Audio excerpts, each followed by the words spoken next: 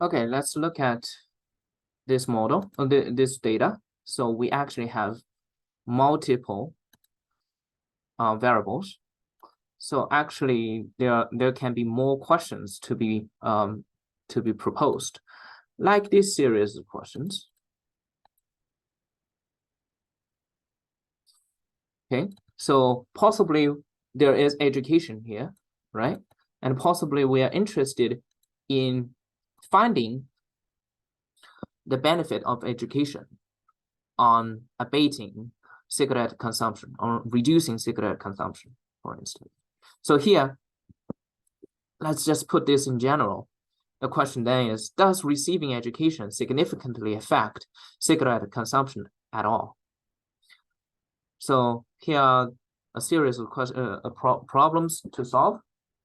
Okay, first we are to write a formula, a regression formula that represents the population trend of the question above. And then we are to write a formula that represents the fitting line with the observation from the data. So let's first work out these two problems, okay, by using my document camera. So yeah, it is about cigarette consumption and education. Okay, so education on cigarette consumption.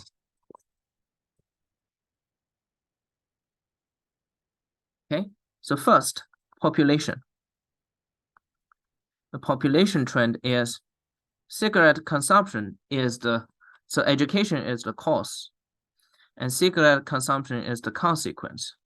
So the consequence is Y, and the cause is X, right? The consequence is a dependent variable, and depending on how many years of education you have received. So education is supposed to be the independent variable. So here it's cigarette equal to beta 0 plus beta 1 by education plus U. Okay.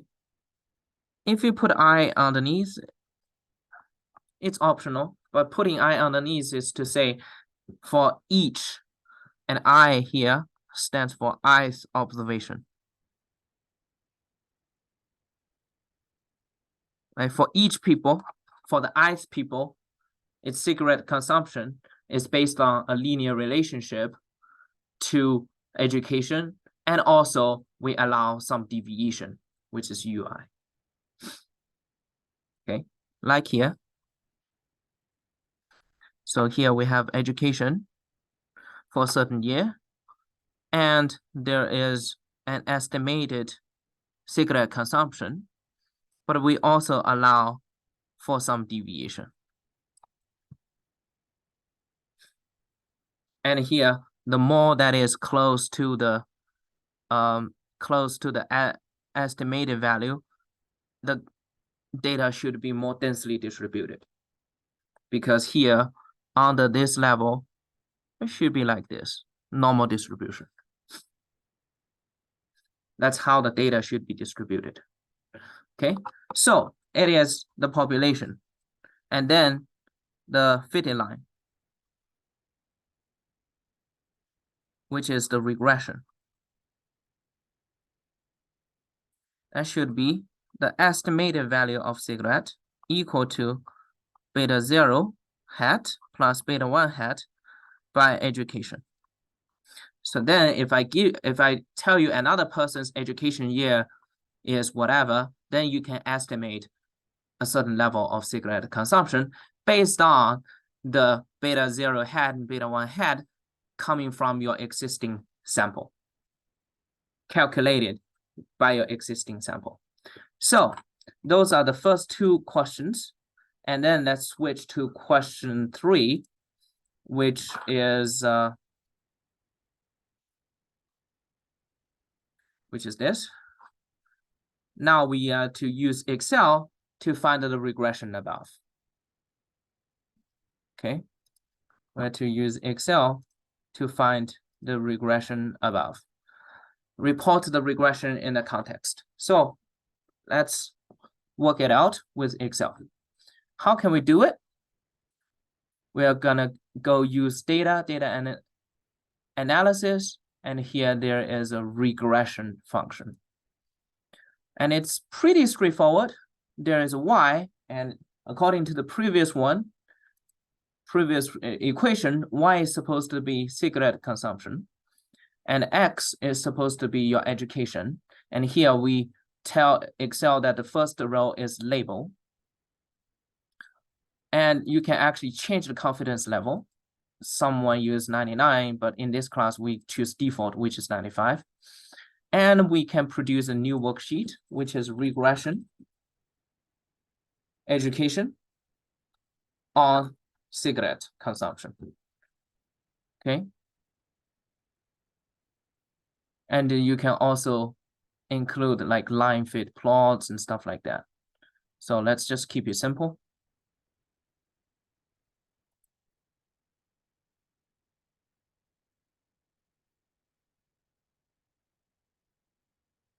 Possibly there is something wrong with that.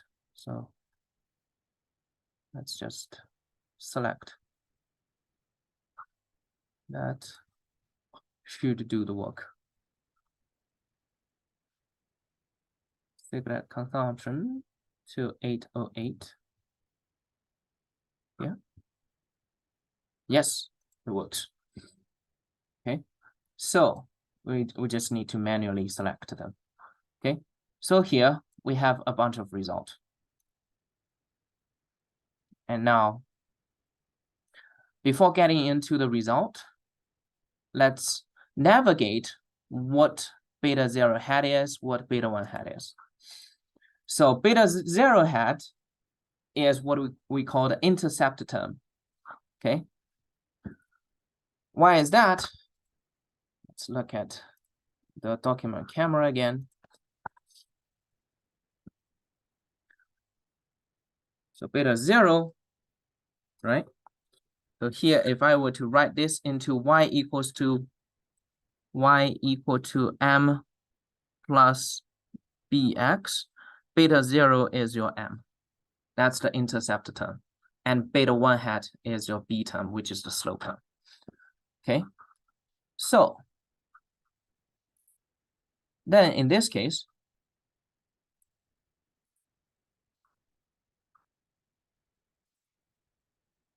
the intercept term is 11.41. Okay. So the intercept is 11.41. And the standard error of it is 2.29. And the coefficient, the parameter or coefficient of education, which is beta 1 hat, is minus 0.21. So here it is beta 1 hat, and the one above is beta 0 hat. Okay, and the standard error is 0.158. So here, usually as we are asked to report the regression in the context, first you need to write y and x in the name of the context. In this case, y is cigarette consumption and x is education. Okay. And also you need to replace beta 0 hat and beta 1 hat with information found in the Excel worksheet. Okay. So now let's just work out the result. Do this by open up the document camera. Make this page larger. So it's still cigarette consumption hat, y hat, equal to, so it's y hat equal to beta 0 hat plus beta 1 hat x. But if you only write it this way, it is not in context. Now, in order to put it into context, you need to replace y and x with the actual name they have, in which y is cigarette and x is education. So it is cigarette hat equal to beta 1 hat. Now here, beta 1 hat is the intercept, which is 11.41.2. Okay, so we keep 3 digits as we are doing calculation, and we report the final result with keeping 2 decimal places. Okay, so this is beta 0 hat plus beta 1 hat is minus 0.219. Okay, multiplied by education. Okay, so that's the result. But here, hang on. In this question, I also ask you to report standard errors. Include the standard errors of each parameter or each coefficient. So here, the standard error of the intercept is 2.029. And the standard error of the slope term of education is 0.158. So here we complete the reporting result, the result reporting for question 3. So this is your regression. This is your regression on the context. Okay. Now let's go to question 4.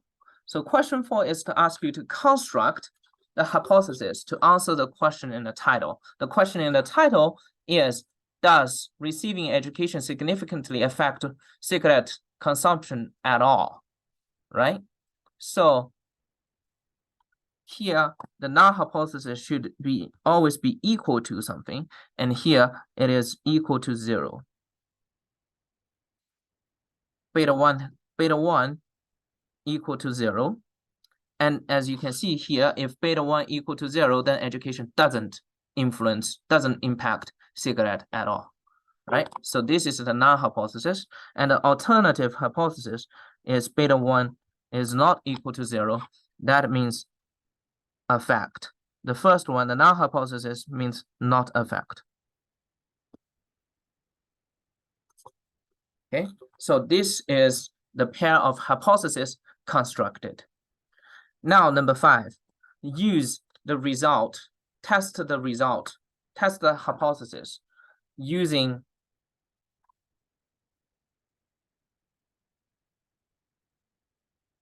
regression values, regression results in 3. And we are to use 3 methods, okay?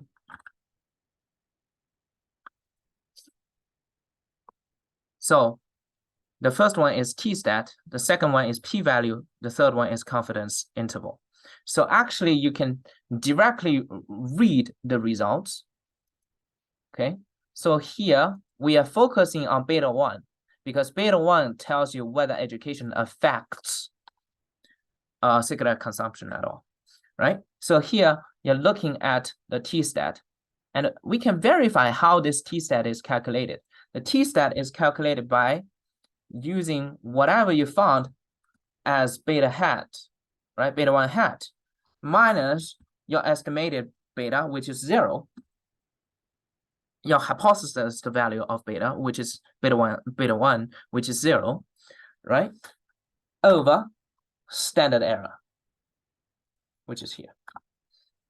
So t-stat is calculated by beta hat minus beta over standard error of beta 1 hat. Okay, so in this case, if you do the calculation, you get the same result. That's how Excel reports the t-stats. And here, t-stats is minus 1.38, whose absolute value is 1.38, smaller than 1.96, right? You would only consider the result be significant different from the hypothesized value 0 when your result falls under the shaded zone, but here it is not. Then we shouldn't reject H naught. And here, what does that mean? That means education doesn't affect cigarette consumption significantly.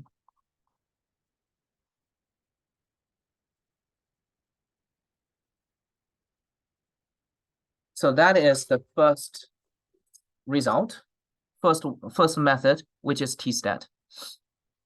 Okay, so basically the distance is not too far away from the hypothesis value, so you can't reject the hypothesis. You can't consider that the hypothesis value which is 0 is such a wild guess. Okay, so that's the first one. The second one is p-value. Again, p-value should be somewhere smaller than the rejection zone, right? For you to reject the hypothesis. But here in this case, p-value in this case is 0.167, which is greater than 0.05. Again, we cannot reject H naught. Again, it tells you it's an insignificant result. And the number 3, which I refer to as confidence interval method. Confidence interval method. So here, if you are constructing a 95% confidence interval, right? And this 95% confidence interval is far away from 0. And this confidence interval is constructed based on your data, right? And then you can say, oh, we have a 95% assurance that 0 is not the result.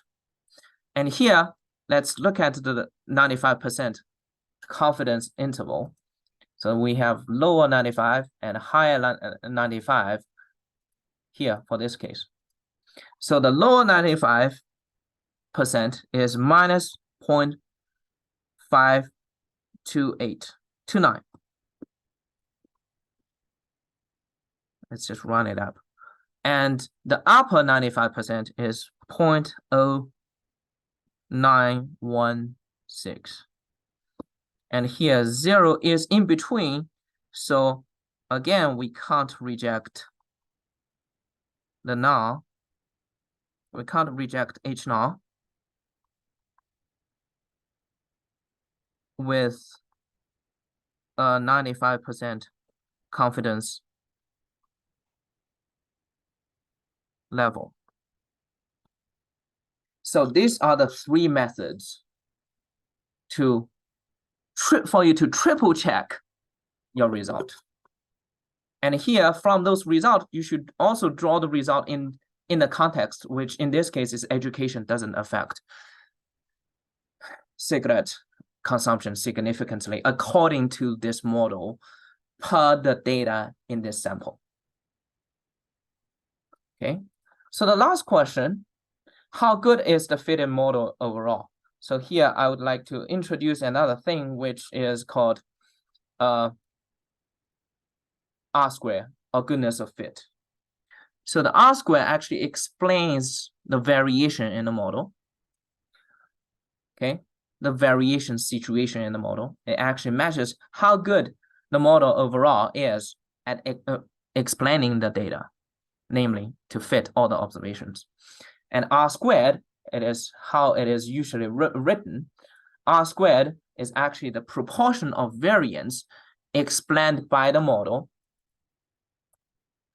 over the total variance among all the observations. So it's a proportion. And the closer it is to 1, it means a greater proportion of variance explained by the model over the total variance available by the observation. So that means the model actually fits the observation better. So now let's look at this case. In this case, I can actually turn it off. Oh, I'll just keep it here, smaller. In this case, okay, where is R squared? R squared is here. All right, so in this case, question number 6.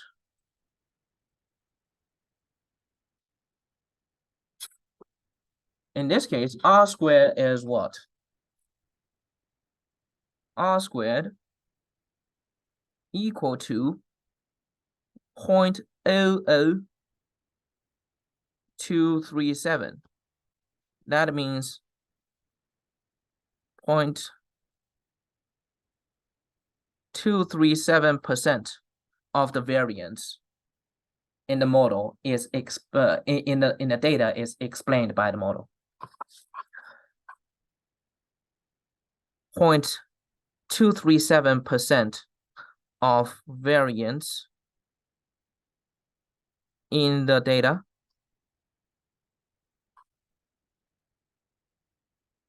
is explained by this model. So it means that this model doesn't fit. This model doesn't fit the line pretty well. This line doesn't fit all the observations pretty well, which is very likely the case because as you look at the model, it has multiple things. It's not just education itself. It has other variances coming from race, age, income, and other stuff. And here we may you may be able to tell a good story, right? A racial difference may affect the cigarette consumption, right? Based on like the social hindrance that they may undergo that could very much differ by a different race that you belong to, right? And age group, we are born in different generations. Possibly the background is different, the culture differs, and then cigarette consumption differs, right? And when income differs, right, cigarette consumption also differs. So there are other things that may contribute to the cigarette consumption, not just the education itself. So it is not surprising that education itself, for this single linear model, it could only capture a very small change. It could explain a very small proportion of change in cigarette consumption.